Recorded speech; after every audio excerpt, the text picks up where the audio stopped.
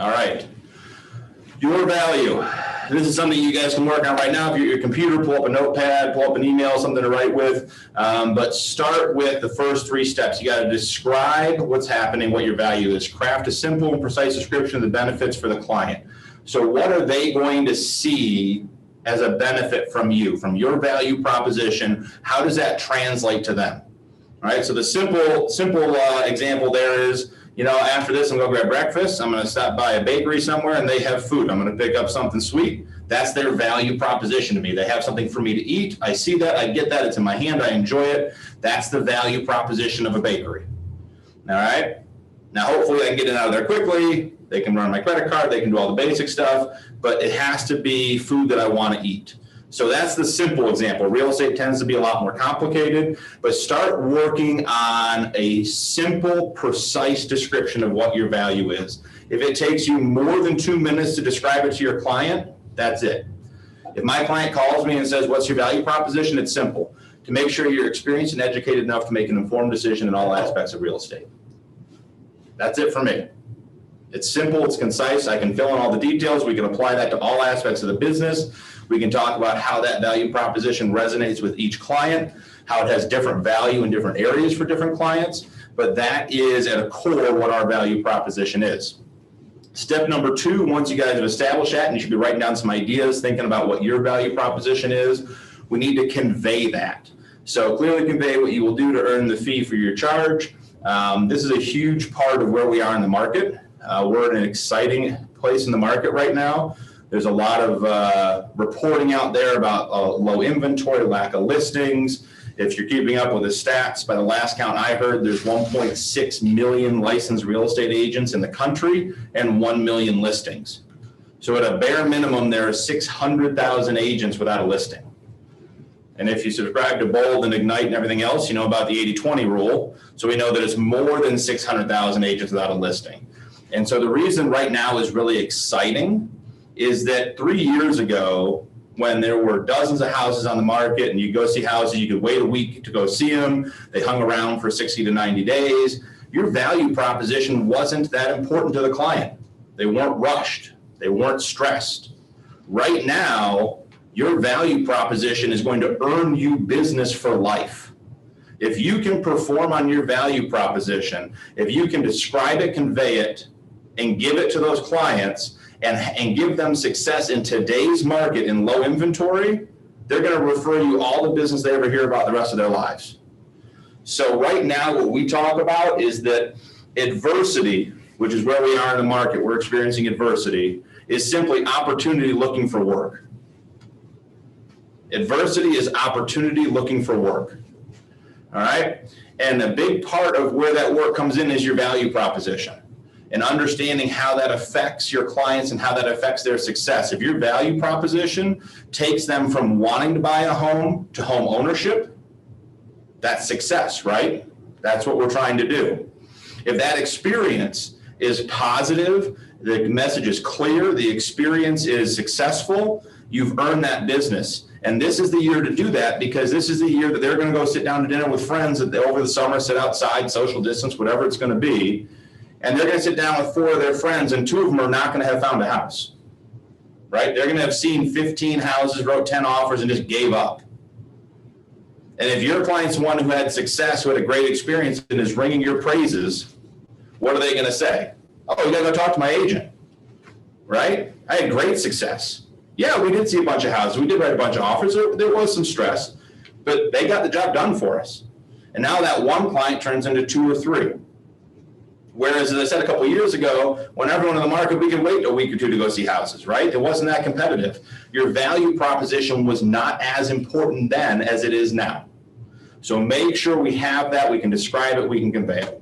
We can go to the next slide. All right, the 3 aspects of service. We can go to the next one. All right, purpose. Know the underlying purpose of the real estate profession. Value proposition, have and communicate clear sense of how you deliver that on your purpose. And your fiduciary duty, exhibit a continual drive to put your client's needs above all else. All right, so the 3 aspects of service: purpose, I'm going to ask you guys, and put some people on the spot. What is the purpose of the real estate profession? What do you guys think?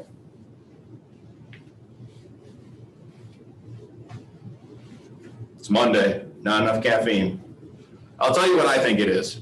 All right, you guys can agree or disagree. The purpose of the real estate profession is to create the time and space to allow a real estate transaction to happen. There are aspects of that, showing houses, writing contracts, going to inspections, dealing with settlement statements, dealing with lenders, all that kind of stuff. But our job, what we do uniquely compared to everybody else, is we create the time and space for that transaction to happen. If you've done a couple of transactions, you certainly have had one where the buyer and seller didn't see eye to eye. And when that happened, did the deal fall apart? Or did we work, use our skills, our strengths, our abilities to create the time and space for that deal to happen, despite the fact that they didn't see eye to eye on how the transaction should go? If you're having success, you created the time and the space for that real estate transaction to happen. So that's my thought on what the real estate profession is. That also means, it's a very broad definition, there's a whole lot of things that fall under there. Taking emergency calls from your clients. All right, there's no such thing as a real estate emergency. Don't tell your clients that. That would make them very upset. They don't realize that.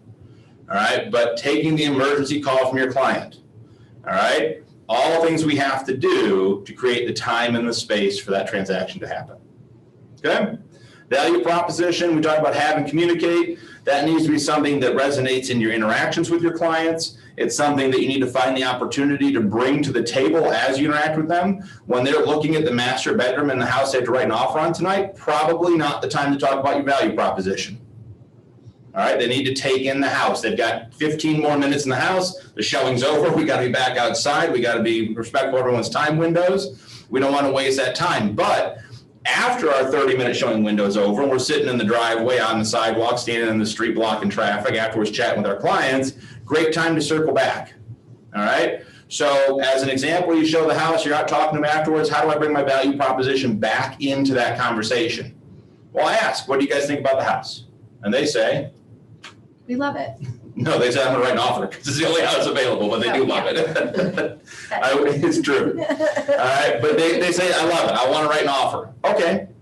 How do you feel about the value? What would you say?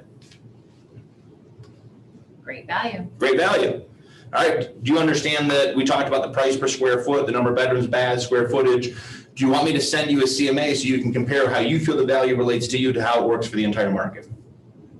Sure. Yep, there you go. There's my value proposition. Provided the education, provided the information for them to make an informed decision.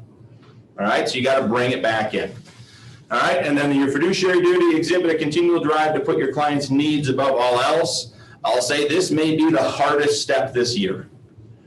In the business of real estate, we are working harder to earn the same living wage than any year we've been in business. Showing more houses, running around more, it's more challenging. Even listings, which are the golden goose, right? We love listings. Even listings are tough right now.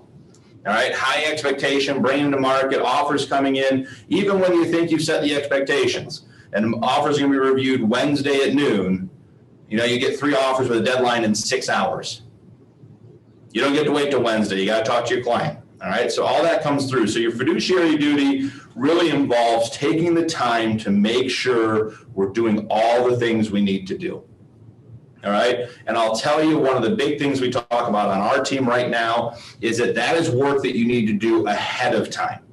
All right, we need to take care of ourselves. We need to be in a good place. We need to be as rested as we can be. We're all run too hard. We're all tired, but we need to set that up ahead of time.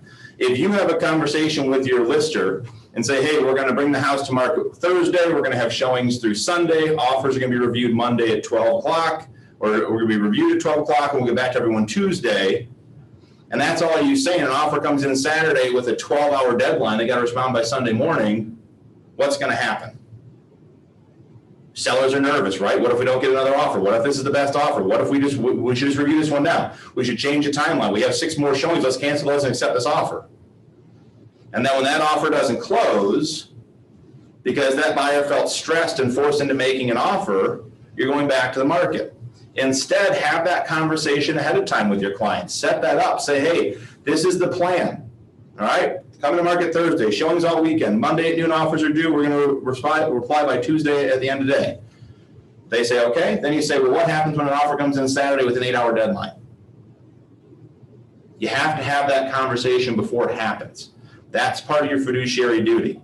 That's part of educating your client, being a good agent, letting them know that this is what's going to happen in the marketplace. Plan for those contingencies. We can't plan for all of them. We can't expect everything. But if we have those conversations before it happens, they have an expectation now. Once they have an expectation, we can work towards a reasonable solution.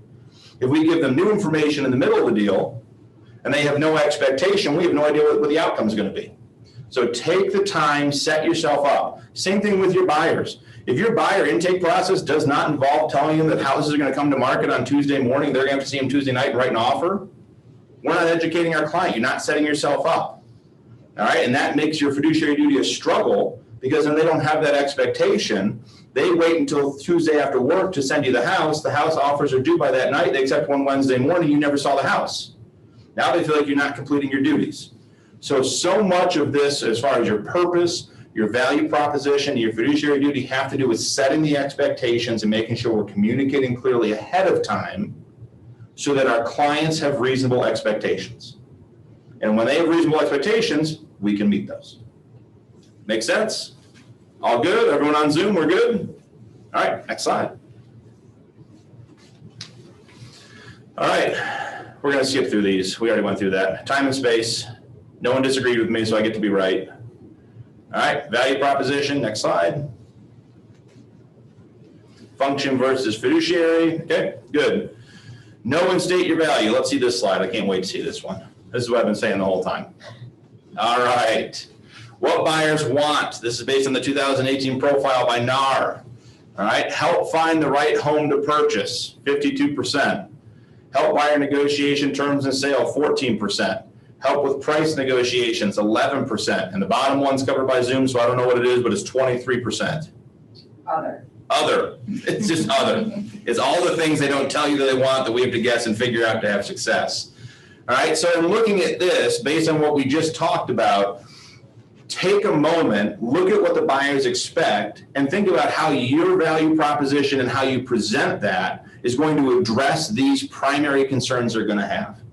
All right, how are we going to find the right home? That's a conversation we need to have. That's a conversation as part of our value proposition. All right, part of that is, hey, it's the truth. Low inventory, right? There aren't a lot of houses out there. What are we going to do to solve that? Well, we're going to set you up on a good search. We're going to go see houses that may not be the right fit for you, but we're going to go see them so you understand neighborhoods, layouts, amenities, condition, pricing, all factors that come into play when it comes time to make an offer, so that you're ready and confident when you find the right house to be able to say, this is it, I want to be aggressive on it. Or say, hey, this house is okay. If I make an offer on it, I don't want to be as aggressive as another one. It meets my needs and I'd be happy there, but it isn't my dream home. All right, so that's how we can address finding the right home. Help buyer negotiate the terms of the sale. All right, when we submit a contract, what three pieces of information are we communicating to the other side of the deal? Price, terms, conditions. All right, price is pretty self-explanatory. It's the one everyone wants to talk about. It's the shiny new car lot discussion. All right, price is easy. We look at it, we send them the CMA, we discuss the market value, they figure out what offer they want to make. Price is easy. Terms, all right? Terms is where we earn our bread and butter this year. Okay, terms, inspections, appraisal gap, timing, title company, all things that we need to be discussing with our clients ahead of time. How are you making their offer stand out? Have you had a discussion? Are you able to buy cash and get a loan later? Can you wait 6 months? That'd be a huge benefit. All right, but if you can't do that, have we discussed doing inspection thresholds? Right? We're not going to negotiate anything less than $1,500. If it's not a furnace, a roof, maybe a water tank at $1,500, major electrical, mold, radon, we're not going to negotiate it. Buyer's going to take it on. All right, those are the terms. Condition has to do with the actual physical condition of the home. All right, if you are in a market on the east side in the Heights and you have point of sale, or even some of the West Side communities. All right, are you willing to take on the point of sale as a buyer? I'm not saying you should or shouldn't, but that can affect the condition of the home. The seller has to do less work. That's going to make the offer more attractive to them. All right, so how are we negotiating those terms? How are we putting the offer together? How are we crafting that offer to properly represent our buyer client's needs and make it attractive to the seller?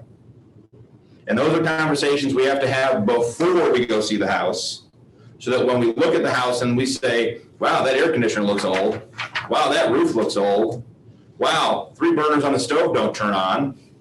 Maybe your $1,500 inspection threshold isn't a great idea. Maybe on that house, it's not a great idea. Conversely, house is beautiful, everything works, recently remodeled, they plan on living there forever, they did everything their own way because they planned on being there and raising their kids and going to high school around the corner, and then they got a job transfer. Maybe a house like that, you get really aggressive with your inspection language. But understanding how to craft the offer and then help with price negotiations. That piece is going to be very minimal this year, right? Price negotiations are, how high are you willing to go?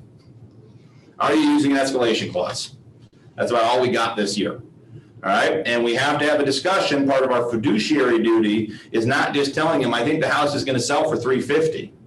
Our fiduciary duty is saying the house is going to sell for $350, but based on the last 10 years of market data, this neighborhood only supports sales up to about $300. And understand that in 3 to 5 years, you may be in a market where the house is only worth $300. And if you're okay with that, make that decision. If you're not okay with that, don't offer $350. Right? Make sense? Great, everyone's good? Yep. Okay, next slide. All right, what buyers value? Reputation of the agent. What is the number one thing you can do to make sure your reputation stays good? It's number one thing. No one on Zoom even has a clue. If you say you're going to do it, do it.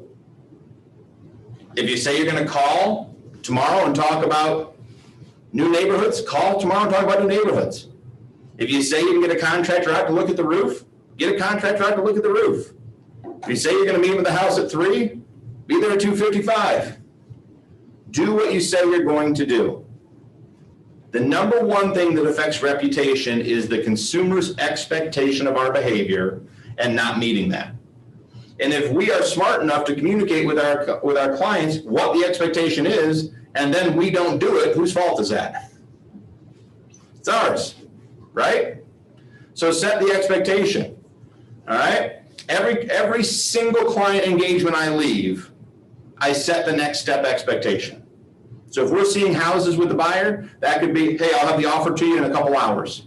We're going to grab dinner, we're going to write the offer. If they're not writing an offer, it could be, hey, the expectation is it's spring, school's almost over, despite there being snow on Mother's Day yesterday. It is spring, getting into summer. We expect more houses to be coming to market, so you should be seeing more houses in your search. When the next house comes up, let me know, and we'll chat about whether we want to change your search to address the summer market.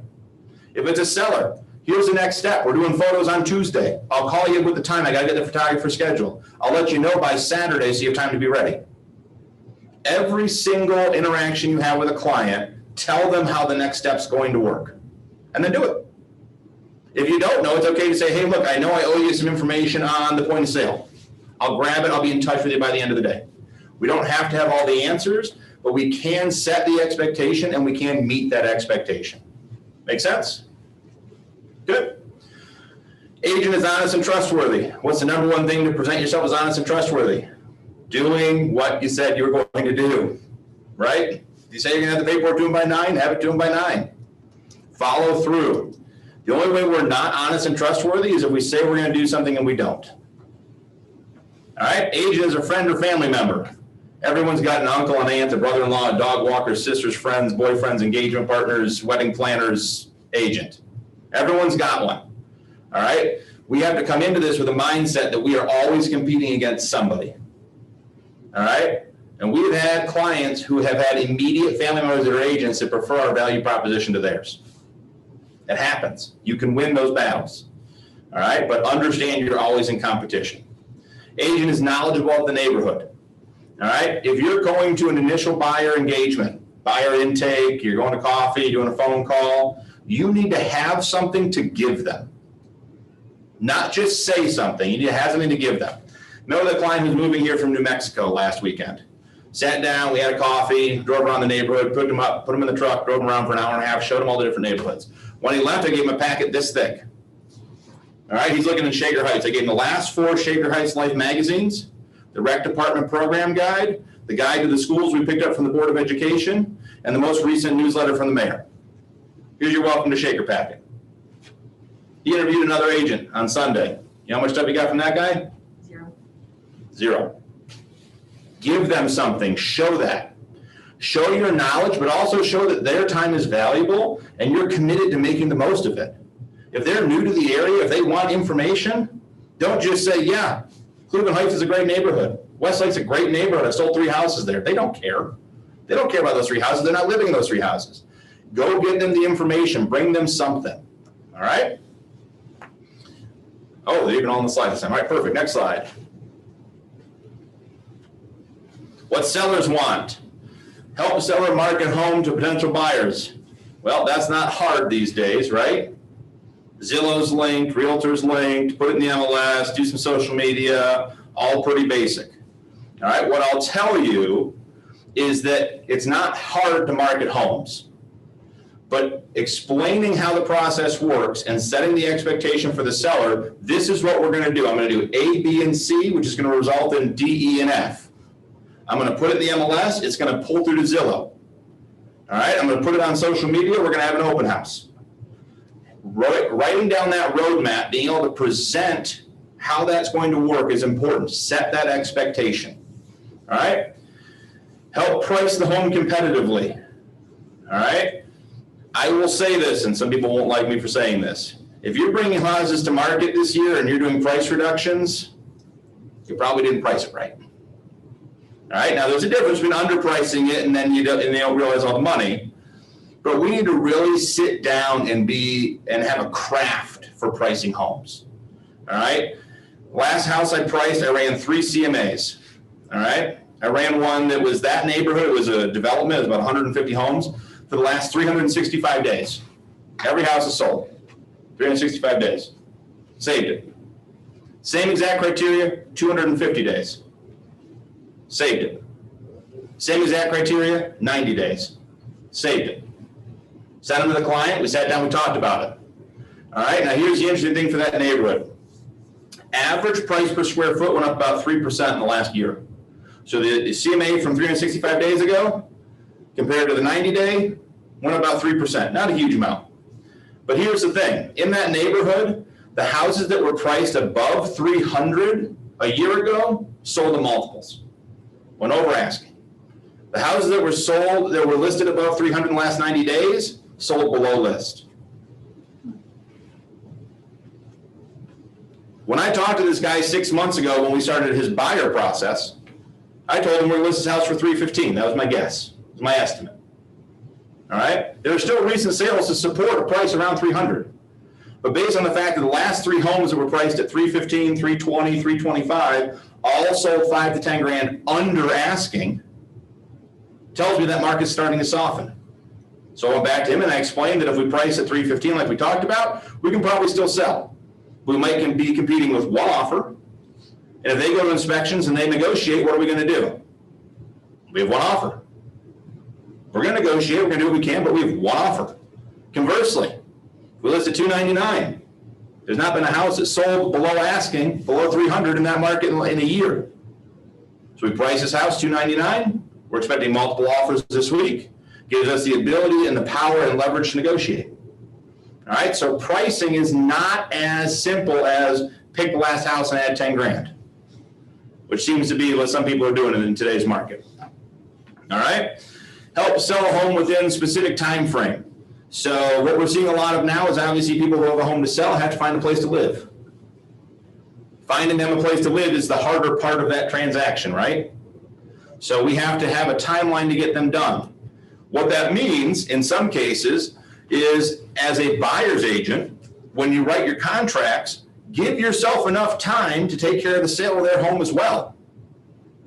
If you're not setting yourself up to be able to successfully sell their home, before their new home closes, and that's their expectation, we fail to meet that. We also need to have that conversation with them. Hey, I can write a 75-day close in your buyer contract. It's not going to be accepted, more than likely. All right, but if I do write a 60-day close or a 55-day close on your purchase, is your house ready to go? Have I sent the stager over? Are we ready for pictures? Are we all but listed? Have we gotten a broker exclusive? Set that stuff up. Are you waiting for the school year to end? Do you have a date that you need to be out of the house? Do you need to be at your next location for a job by a certain date? Can you not have possession before a certain date? Understand all that stuff. Build out the timeline to do that. The good news is in today's market with homes selling quickly, if we do the right job on the item above, competitively pricing the home, we can basically assume the home is going to sell in 7 to 10 days, right? So build that timeline out, understand how that works, have that conversation with your client. Help find the buyer for the home. Well, if you put it in the MLS and it goes to Zillow, you've probably done most of your job this year, all right? But in years past, we got to talk about marketing. You have to have national reach. Cleveland is becoming a destination for employment. So if your marketing does not include the ability to catch a relocation buyer, you're probably not getting a big enough net out for your clients. All right, when we talk about selling a house, we talk about going fishing. We don't want to fish with a fishing pole. We want to fish with a net. We want to catch as many potential fish as we can. So find those opportunities. All right. Help negotiations in dealing with the buyer. We've gone through that. In today's market, when you are listing a home and have a sale, I did a class on this one with the escalation and the multiple offer about a month ago, whatever it was. If you're expecting multiple offers, you should not be sending those to the client to review, right? They're not contract review specialists. They haven't seen a bunch of contracts. We should be extrapolating the data from the contracts into one document they can compare and then send them the PDF version of the contract if they want to review further, which they will. But we need to give them the Cliff Notes version. Offer 1, 250, 60-day close, appraisal gap guarantee, 7-day inspections. Offer 2, 275, no appraisal gap, full inspections, 10 days. We need to write the basics of those offers out so they can compare them. They can't properly inform us how they want us to negotiate the deals if they don't have all the terms. All right? And I'll tell you, the last 3 houses we sold did not go to the highest offer. In our marketplace right now, sellers are looking for one thing: confidence to close. I can put your house under contract for $1 million, but if I close it at 200, is that going to make them happy? No.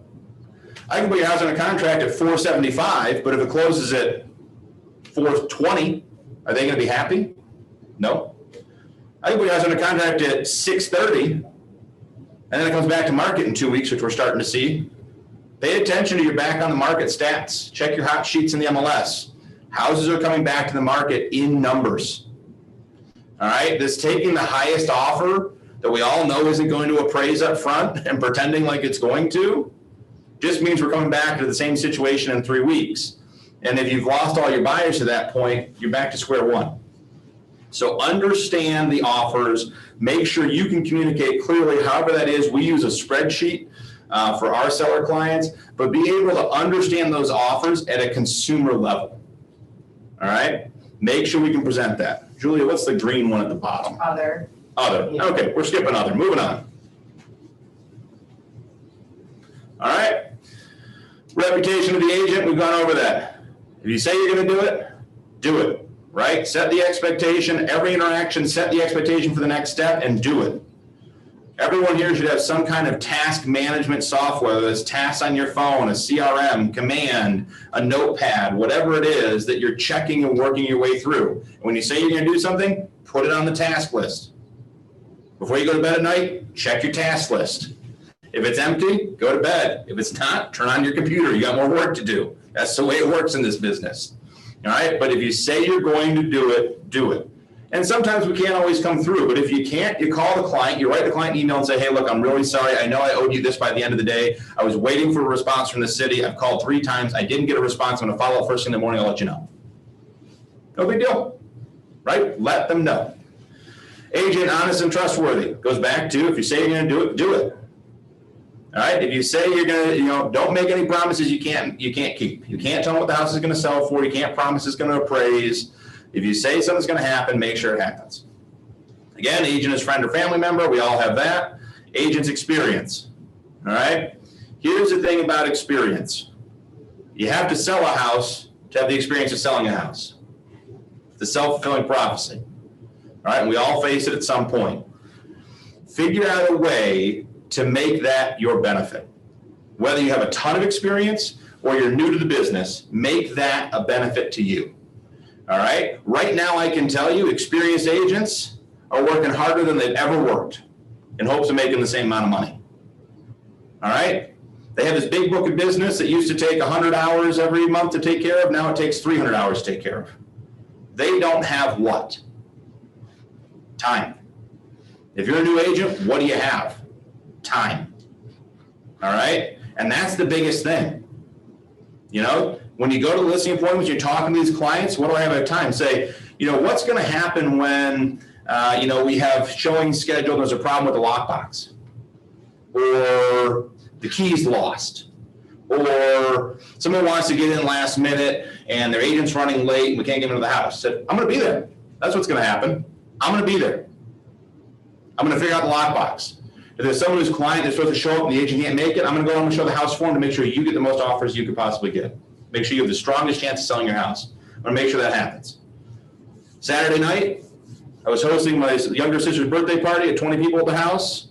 Client calls, major issue at the house. Not going to go into the details, we're still dealing with it. But what did I do? Turned to my wife and said, hope you enjoy hosting my family. I'll get you back on Mother's Day tomorrow. And I'm gone. Hour and a half. I had to drive around, find the keys, secure the house, whatever. Had to deal with it. Had to do the job. Had to have the time to do it. All right. Client's out of town. They're not around. House could be unsecured the whole weekend. Got to go do it. All right. If you have the experience, play on that. Talk about your negotiating skills. Talk about the fact that you've been in multiple offers before. Talk about the fact that you're willing to put together a negotiation or a multiple offer or comparison sheet, which a new agent can do too. All right. Make sure you explain to them why working with you is the right choice right now. Good deal. Next slide. We're going to wrap up here pretty soon. The tail end of this slide shows not much. Who are your competitors? Well, at this point, everybody, right? Everybody's your competitor. 1.6 million licensed agents, 1 million listings. All right? We are no longer competing against 1 or 2 people for business. We are competing against 8 to 10 people for business. All right? You have to have a value proposition in today's market. You have to find a way for the services you provide, for your value proposition to resonate with that client and reach them at a level that makes them feel happy, confident in your abilities, and comfortable using your services. All right? We had a referral 3 months ago in Michigan. All right, we had a client who's moving here. They're giving a referral in Michigan. We're going to help them find an agent. They live in a relatively historic area. Houses are 100 plus years old. It's a little bit of a unique area. And the client said, I want someone who has experience selling historic homes in this area. You go into command, do a quick search. You can figure out who sold houses in the area. And we always send more than one referral. You always send more than one contractor. So in this case, we sent 2. We sent an agent who had sold dozens of homes in the area and claimed to be the local real estate expert. We also sent an agent who had been in the business for 9 months. They both went to the interview. The agent who showed up, who had 9 months on the job, showed up with a packet of information about the house, printout of recent comparable sales, and in the last 24 hours before the pre-listing appointment, had gone and toured the 4 competitive homes in the neighborhood that they'd be listing against. Okay? Agent who sold dozens and dozens of homes, been in the business, had the I've been in the business for a 30-year card to hand out to everyone who asked, walked in and said, I can sell your house, I sold it before. That agent didn't get the listing. The new agent got the listing hands down. The client said it wasn't even a competition. Showed up on time, prepared, had information to leave with them, had previewed the recent and competitive sales, was knowledgeable of the market, was hungry for the opportunity, and took the time to talk to him about his needs. The other agent, who I'm entirely confident could have sold the house just as well, walked in and assumed she had the listing because she literally had previously sold the home. She'd sold that house previously. Didn't get the business. So know your competition, know your competitors, be better than our competitors. Next slide. Technology. All right, we have so much information at our fingertips between command, trend graphics, the MLS data. I'll tell you, if you walk into a listing appointment or a buyer intake and the client knows more about what they're looking for than you do, you're not going to earn the business. If you're going to a listing appointment, you need to know what's on the market. You need to be able to talk about the houses that you're competing against. You need to be able to talk about the houses that recently sold. Anytime we do a listing appointment, I drop an MLS pin on their house for 1 mile. And I preview every house online that's sold in the last 90 days. Because they've been watching. They've been thinking about selling their house for a year. All right, and it doesn't take much. This is what I tell the agents on our team. As you go through and you preview the houses, take a quick look at pricing, condition, that kind of stuff. But pick one detail of each listing. Oh, it's the one with that funny yellow kitchen. Oh, it's got the master bath, that huge jacuzzi tub. Pick one detail from each house. And if your client brings that house up and you're able to say, oh, it's the one, it's got the detached garage and the attached garage. You've now literally become the expert in your neighborhood, right? That's all you know about the house. All you know is that it's got an attached and a detached garage. Couldn't tell me what it sold for, never been in it, and that's okay. We can't preview every home. But if you at least show that you are knowledgeable in the area, you're keeping up with what's going on, you can talk to them about their experience in real estate on a level that they understand, they want to work with you. Okay? Use your technology. Next slide. All right, I think we'll break here. What, 45 minutes, right? Just about, a couple minutes over. All right, create your value proposition. We're going to do breakout rooms. Okay, so we'll do breakout rooms. Remember, as you're creating your value proposition, if you can't say it in a few sentences, it's too much. There may be more to your value proposition, but you need to be able to put it on a bumper sticker. All right, and when it's bumper sticker level, it can go in your social media, it can go in your marketing, it can go in your buyer intake, your seller pre-listing, go in all that stuff and be resonated that way. So as you work through this, make sure that your value proposition can be reduced down to its core values to be able to be communicated regularly and repetitively to your clients. I tell my clients again and again and again and again, if you have questions, ask me. I want to make sure you're comfortable and confident in your knowledge of the market and understanding of the process so that you're making informed decisions. If there's a question about something, ask. You know, we're all in the marketplace. We're all seeing homes all the time. We can talk about point of sale. We can talk about appraisal gap. We can talk about jumbo loan limits, percentage rates, down payments. Not everyone can. Things that we talk about every day, lingo we use, they may not be familiar with. Make sure we're giving them that opportunity. So for us, again, I meet with our clients. Our goal is to make sure that you are informed and educated to make a decision that you're confident with throughout the entire process. All right? We want our clients to drive their real estate process through their experience and education, and we're just there to guide them along and make sure we don't get off the tracks. All right? And once they've reached that level, we know we've done our job. Questions before we go to breakout rooms? Nope. All right, breakout rooms it is. All right, guys, we're